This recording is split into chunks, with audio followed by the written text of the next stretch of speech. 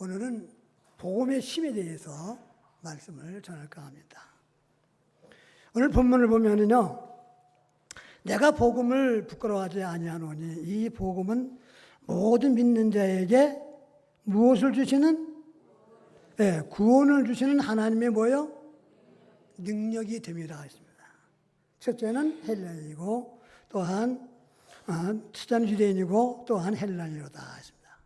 자, 복음에는 능력이 있는데 바울은요, 여기 서신서에서 로마에서 구원에 대해서 강조하고 있다는 거예요. 로마서에서. 이 복음이라는 단어는 헬라어로 티나미스라는 말인데 다시 말해서 다이너마이트라는 그런 뜻입니다. 자, 다이너마이트는 건물을 폭발하는 엄청난 힘이 있습니다. 바위를 무너뜨리는 그런 엄청난 힘이 있다는 거예요. 철근 콘크리트로 만든 다리를 무너뜨리는 엄청난 힘이 있습니다. 이와 같이 복음은 뭐냐? 힘이라고 말씀하고 있는 겁니다. 누가요? 하나님께서. 사도 바울께서.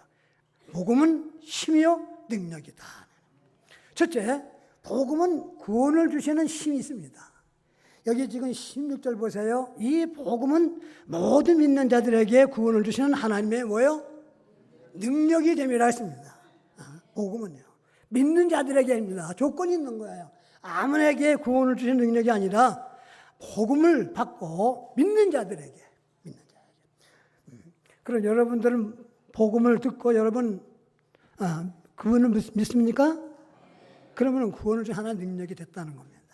신약에서 복음을 듣고 믿기로 결심하여 돌아서는 것을 뭐라고 이야기하냐면 회심이라고 하는 거예요. 회심. 복음을 듣고 내가 죄인 걸 깨닫고 믿기로 결심했을 때 결심하는 것을 돌아서는 것을 회심이라고 하는 거예요. 회심에는 금진적 회심과 점진적 회심이 있다는 겁니다. 있습니다. 자, 회심에는 사도 바울의 행이 있고 그리고 디모데 행이 있습니다. 디모데 행 회심이 있어요. 금진적 회심의 대표적인 인물은 사도 바울입니다.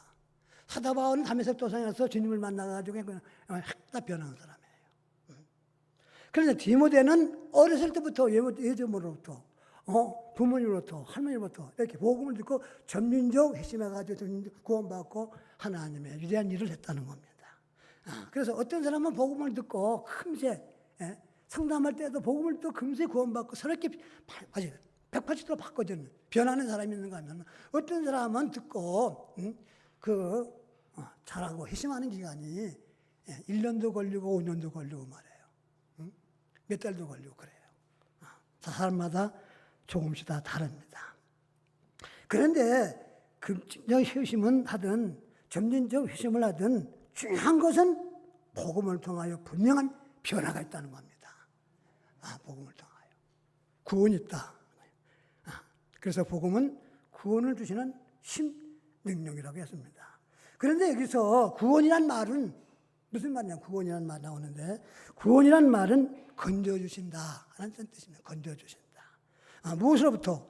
죄로부터 건져주시고 정죄함으로부터 건져주시고 지옥의 심판으로부터 건져주시고 돈의 욕심으로부터 건져주시고 죽음으로부터 건져주시고 근심과 걱정으로부터 건져주시고 원수 마귀로부터 건져주십니다. 그러므로 구원은 우리들에게 참 자유를 주신다는 겁니다.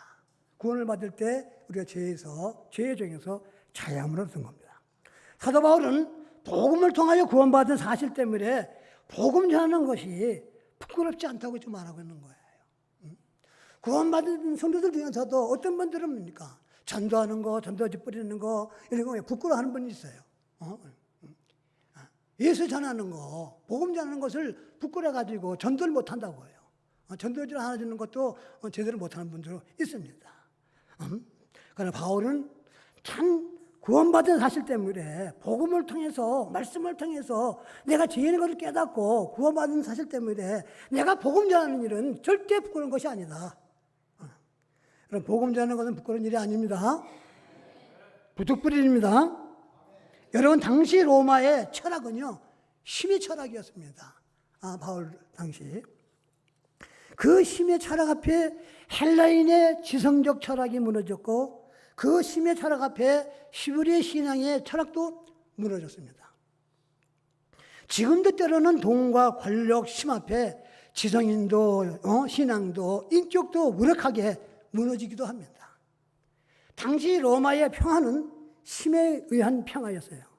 군사력, 경제력에 의하여 평화가 유지되고 있기 때문에 신앙은 과소평가되고 자유스럽게 십자가의 복음은 부끄러운 것이 되고 말았습니다. 그러나 사도 바울은 복음의 힘이 있으므로 부끄럽지 않다고 오늘 본문에서 말씀하고 있는 거예요. 여러분, 로마서 5장 8절에 보면은 우리가 죄인되었을 때 하나님께서 우리를 사랑하심으로 그리스도를 십자가에 못 박혀 죽게 하셨습니다. 하나님은 구원을 각 개인에게 선물하셨어요. 믿는 자에게 구원의 선물을 주셨습니다.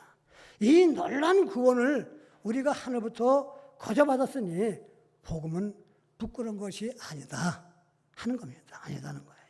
왜냐하면 엄청난 일이 복음을 통하여 일어나기 때문입니다.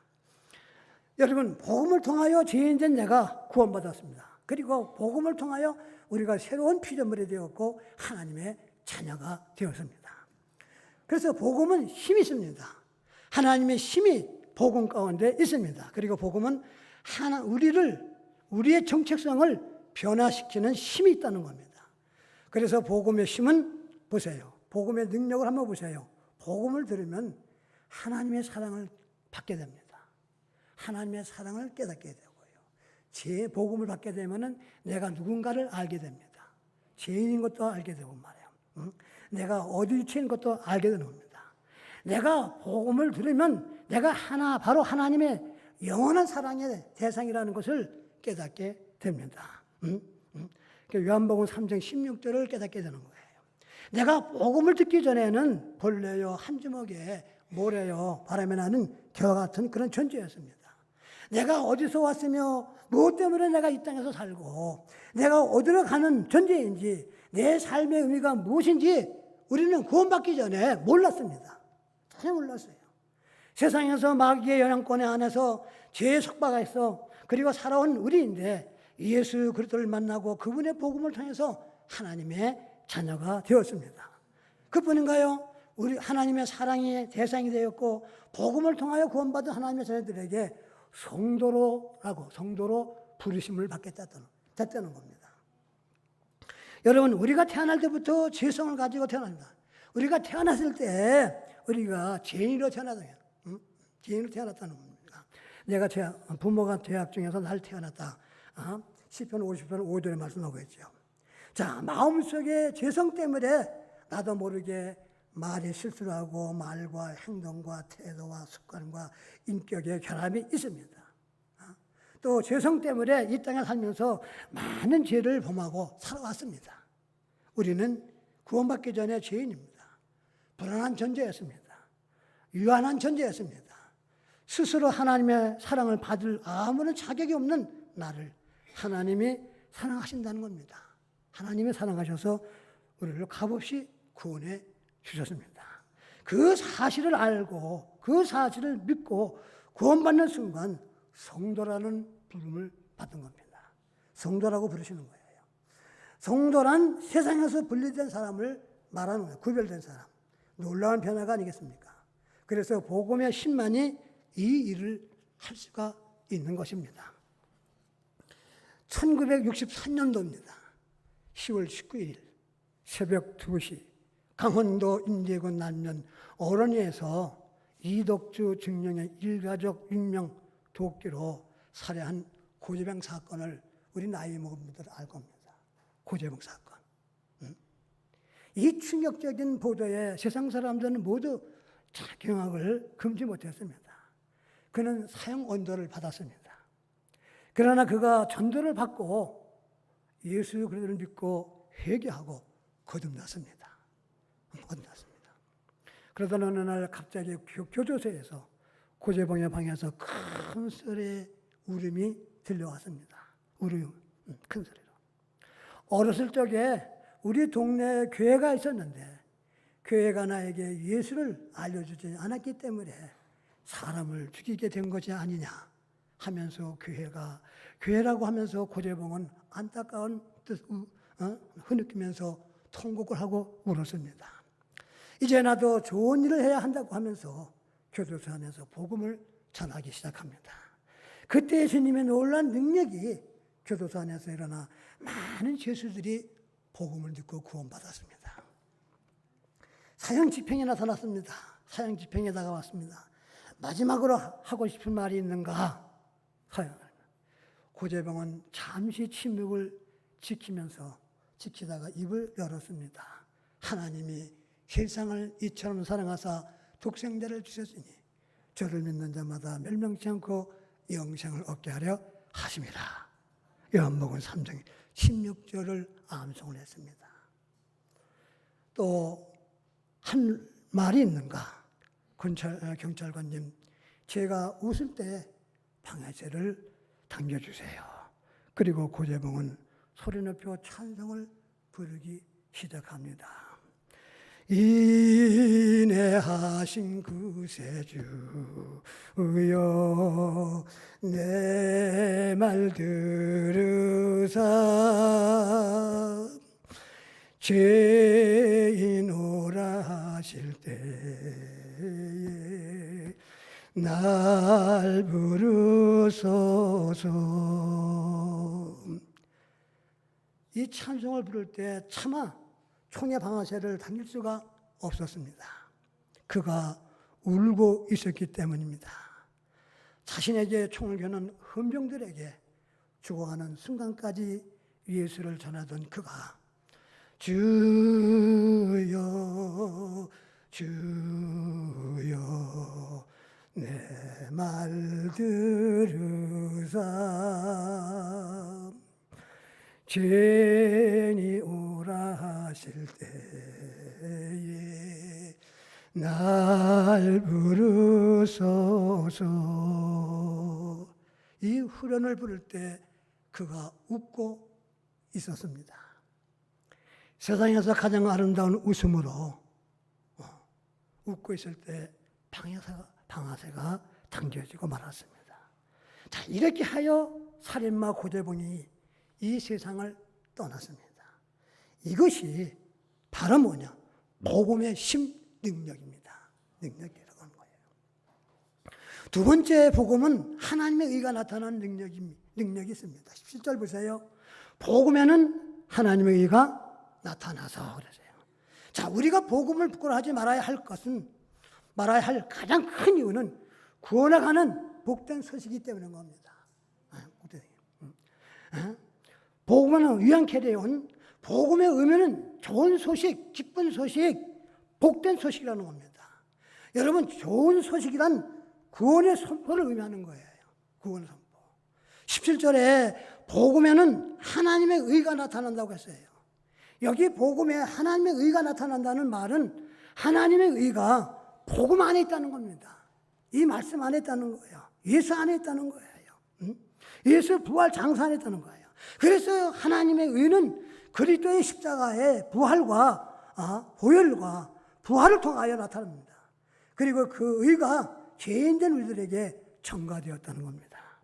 이 말은 뭐냐면 우리들이 죄와 허물로 죽어야 마땅하지만 또 심판받아야 마땅하지만 복음 안에 있는 하나님의 의, 즉 예수 그리스도의 십자가와 부활을 통하여 우리들은 의롭다고 인을 쳐주시는 하나님의 의로 말미암아 구원받을 수 있게 되었다는 겁니다.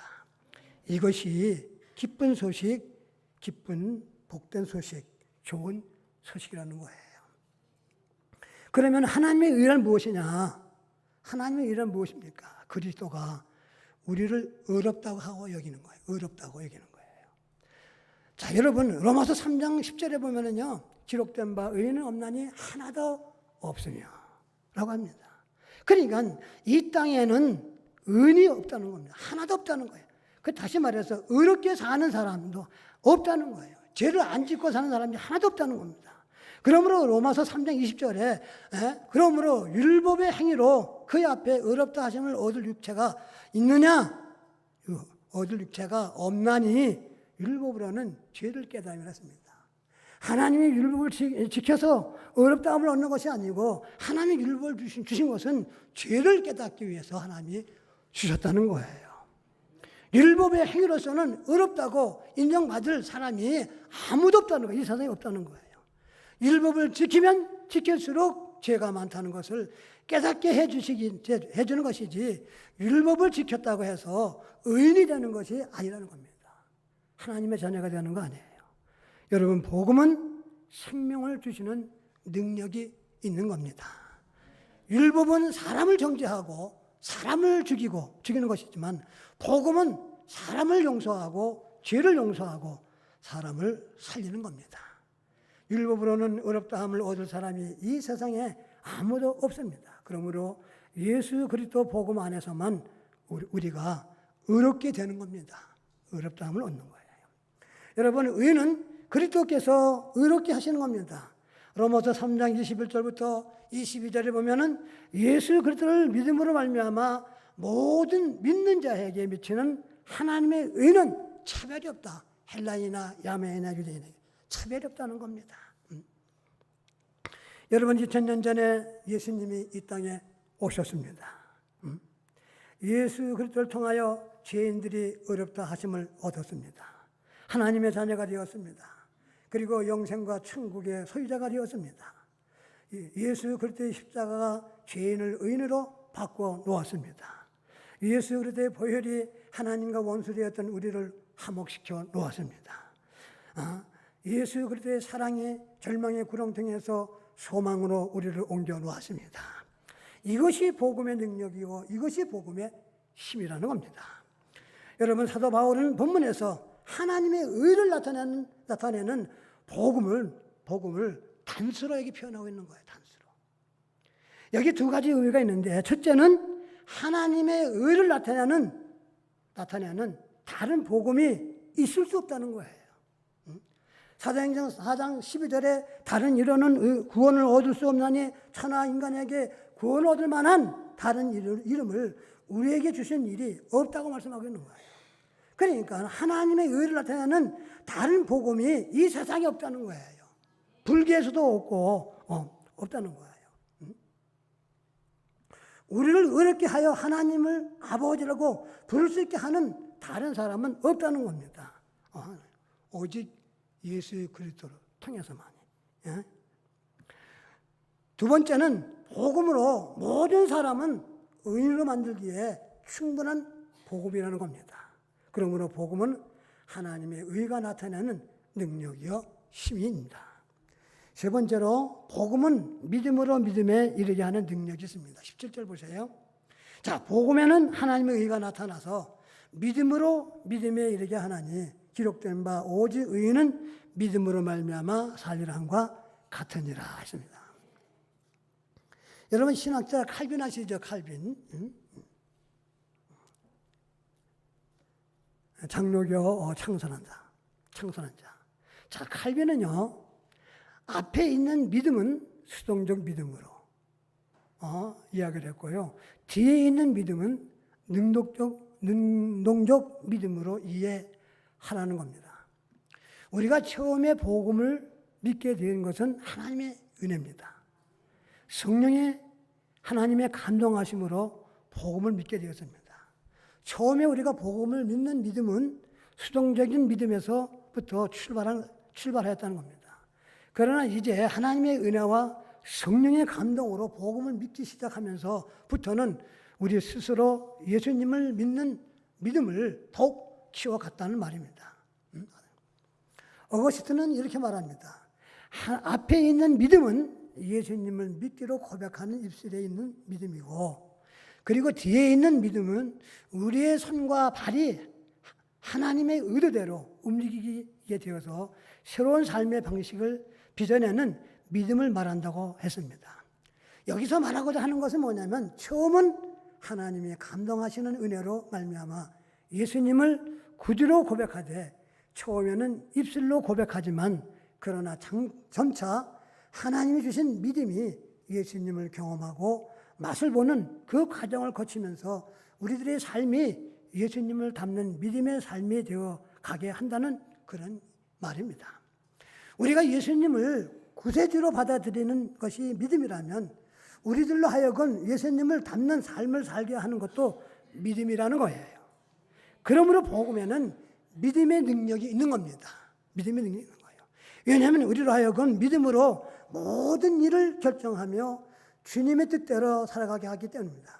오직 의인은 믿음으로 말미암아 살리라고 했습니다. 자, 신부였던 루터는요, 루터로 하여금 종교 개혁을 일으키게 한 믿음과 용기도 오직 의인은 믿음으로 말미암아 살리라는 말씀이었어요.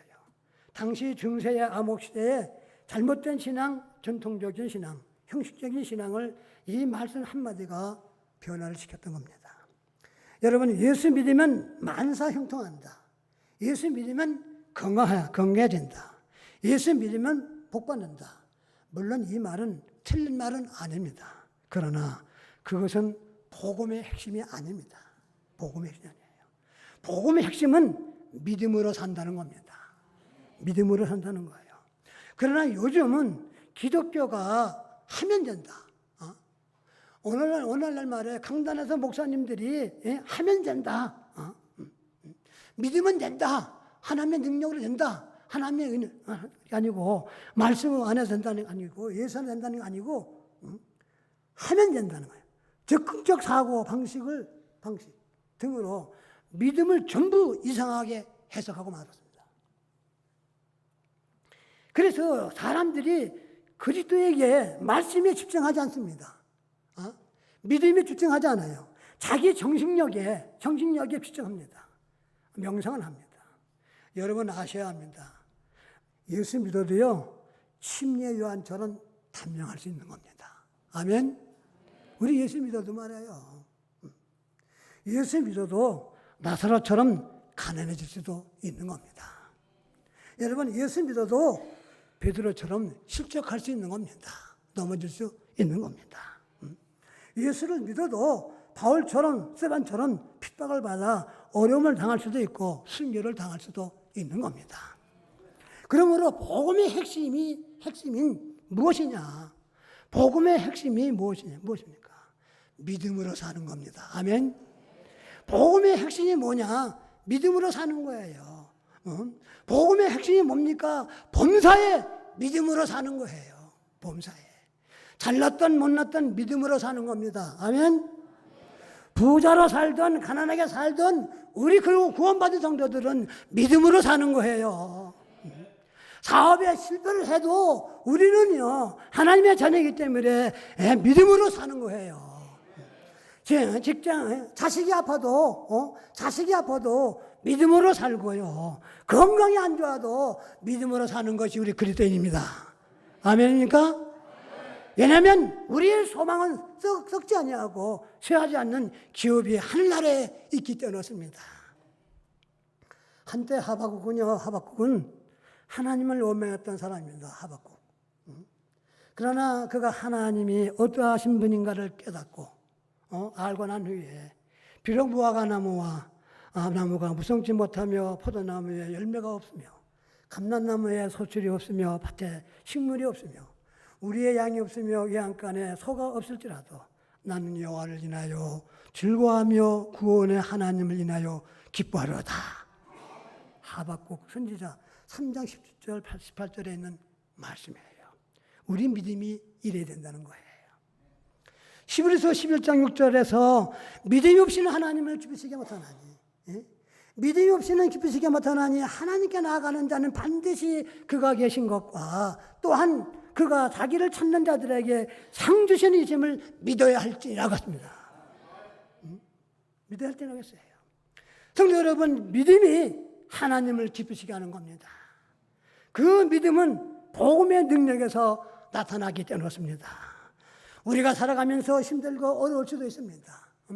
여러분, 우리가 살다 보면 얼마나 힘들고 얼마나 정말 어두운 터널을 할 때가 있어요. 어려울 때도 있고 힘들 때도 있고 절망할 때도 있고 낙심할 때도 있고 실패할 때도 있고 넘어질 때도 있고 시험 받을 때도 있습니다. 여러분, 야곱처럼 약복강에서 향이 죽을까 두려워할 때도 있습니다. 아브람처럼 갈 바를 알지 못하고 떠나야 할 때도 우리는 있습니다. 다니엘처럼 사자굴에 들어갈 때도 있습니다. 베드로처럼 그물을 던졌지만 고기 한 마리 잡지 못할 때도 있습니다. 베드로 장로처럼 열병으로 고생할 수도 있습니다. 가나안 여인처럼 개 취급을 당할 수도 있습니다. 이스라엘 백성들처럼 앞에는 홍해바다요, 뒤에는 애국 군대가 다가오는 것처럼 징태양난에 빠질 수도 있습니다. 그리고 정말 죽고 싶을 때도 있습니다. 삶을 포기하고 싶을 때도 있습니다. 그러나 복음은 믿음으로 살 수 있는 힘을 주었다는 겁니다. 어떤 상황에 있든지 범사에 감사하며 살 수 있는 믿음을 우리에게 주셨다는 겁니다. 구원받을 때 믿음으로 구원받았지만 그것으로 만족해서는 안 된다는 거예요. 힘들고 어려운 세상을 살려면 믿음이 필요하다는 겁니다. 아멘. 주님의 도우심이 필요하다는 거예요. 주님의 능력이 필요하고 말이에요. 의인은 믿음으로 말미암아 살리라는 말은 복음의 능력이 믿음으로 살게 함을 믿으시기를 주의 이름으로 축원합니다. 여러분, 감리교를 창시한 요한 예술례 여러분 아십니까? 요한 예술례. 그는 몸무게가 50kg입니다. 50kg. 여자의 몸무게 50kg. 아주 왜소한 분이었지만 아주 역사상 가장 위대한 부흥사였습니다. 부흥사였습니다. 그의 아버지부터 위로 5대가 목사입니다. 5대 목사가 목사였고, 어머니로부터 5대가 목사인 가문에서 요한 예술례는 태어났습니다. 대단한 가족이었습니다. 그는 영국 최고의 옥스퍼드 대학에서 신학 공부를 하고 1732년 그는 인디언 선교사로 자원해가지고 미국 조지아주의 원주민들을 찾아갔습니다. 그러나 아무 성과도 거두지 못하고 선교 사역을 실패하고 폐결핵까지 걸려가지고 폐장병처럼 영국으로 귀향하게 됐습니다. 그런데 귀향하던 배가 풍랑을 만났습니다. 배는 사람들의 아우성으로 수라장이 되어버렸어요. 배는요. 그때 요한 예술례도 두려움에 빠졌는데 어디선가 찬송 소리가 들립니다. 그래서 그 찬송 소리 나는 곳에 가보니까 모라비안이라 불리우는 경건한 성도 몇 명이 손을 잡고 찬송을 부르고 있는 거예요. 그때 요한 예술례가 물었습니다. 당신들은 두렵지 않소? 두렵지 않소? 이렇게 풍랑을 막아 배가 뒤집히려고 그러는데 당신네는 두렵지 않소? 그러니까 그들의 대답이 이렇습니다. 우리는 예수 믿는 사람이라서 어떤 어려움을 만나도 우리는 두려움이 없습니다. 여러분도 그렇게 믿습니까? 선생님도 예수 믿으세요. 선생님도 예수 믿으세요. 그때 요한 예술례의 신앙 양심을 무섭게 때렸습니다. 그리고 내가 이러고도 선교사인가? 내가 이러고도 선교사로 자처했나? 귀향 후 런던에서 투병하다가 요한 예술례는 1738년 5월 24일 우연히 모라비안 성도의 작은 밤 집회에 참석을 하게 됩니다. 그때 한 청년이 오늘 본문 로마서 1장 17절을 낭독하면서 설교를 하는 겁니다. 복음에는 하나님의 의가 나타나서 믿음에 이르게 하나니 기록된 바 오직 의인은 믿음으로 산다 하는 말씀이 그날따라서 그의 가슴을 치며 뜨거운 믿음의 불꽃이 점화되었습니다. 그는 어렸을 때 화절에 인해 가지고 타 죽기 일보 직전에 살아난 사람입니다. 그래서 그는 타다남은 숯이라는 별명을 지녔어요. 그런데 그 숯이 다시 불이 붙는 겁니다. 그는 투병하면서 자기 묘비에 책일 기도문을 적었습니다. 하나님, 이 무익한 종을 불쌍히 여겨 주시옵소서. 라는 남은 예술례가 여기 누웠나이다. 누웠습니다. 하나님, 이 무익한 종을 불쌍히 여겨 주십시오. 타다 남은 예술례가 여기 누웠습니다. 그 마지막 기도문을 써놓고 35세로 일기를 죽음을 기다리다가 그때 하나님의 은혜를 체험합니다. 그리고 몸도 치유됩니다. 그 뒤에 그는 88세까지 장수하면서 복음을 전했습니다. 그가 말을 타고 지구를 12바퀴나 돌며 복음을 전했고 일생 동안 42,400번의 설교를 했고 200권에 넘는 신학 서적을 남겼습니다. 그분의 서적을 오늘날 많은 목사님들이 사서 서적을 읽고 있죠. 복음에는 힘이 있습니다. 아멘. 복음에는 하나님의 능력, 구원의 능력이 있다는 겁니다. 복음은 삶을 변화시키는 능력이 있습니다. 그러므로 복음의 핵심이라면 성경에서 로마서 1장 16절 17절을 말할 수가 있는 겁니다. 복음의 핵심을 믿는 자에게 구원을 주시며 복음의 핵심은 믿는 자에게 의로운 자가 되며 믿음으로 살게 하는 겁니다. 사랑하는 성도 여러분, 세상은 변한 것이 하나도 없지만 야곱은 변했습니다. 믿음의 선조들은 다 변했습니다. 믿음으로 말미암아 다 살았고 다 말씀으로 변화됐습니다. 하나님을 만나면 사람은 변합니다. 하나님을 만나는 사람은 변해야 합니다. 아멘. 구원받은 성도들은 변해야 된다는 거예요. 변해야 된다는 거예요. 복음의 능력으로 거듭난 성도는 행동이 변하고 말하는 것이 변해야 된다는 겁니다. 찬양하는 입술로 변해야 되고 기도하는 입술로 우리 모두 변해야 하는 겁니다. 구원받은 성도들은 복음을 통하여 구원받았기 때문에 전도하는 입술로 변해야 되고 그리고 격려하고 칭찬하는 입술로 우리 모두 변해야 되는 거예요. 그리고 정직하고 신실한 사람으로 우리 모두 변해야 합니다. 그리고 우리 모두 구원받은 성도들은 복음을 통하여 구원받았기 때문에 복음의 능력으로 감사하는 삶으로 범사에 감사하는 사람으로 변해야 하는 겁니다. 복음을 증거하는 사람으로 변해야 합니다. 그리고 마지막으로 믿음으로 사는 삶으로 변해야 되는 겁니다. 의인은 오직 무엇으로 살리라? 믿음으로 살리라 했습니다. 우리 구원받은 성도들은 좀 하나님의 놀라운 능력으로 구원받았고 우리는 믿음이 있습니다. 그러므로 여러분들은 믿음으로 승리하는 여러분이 되시기 바랍니다. 기도하겠습니다.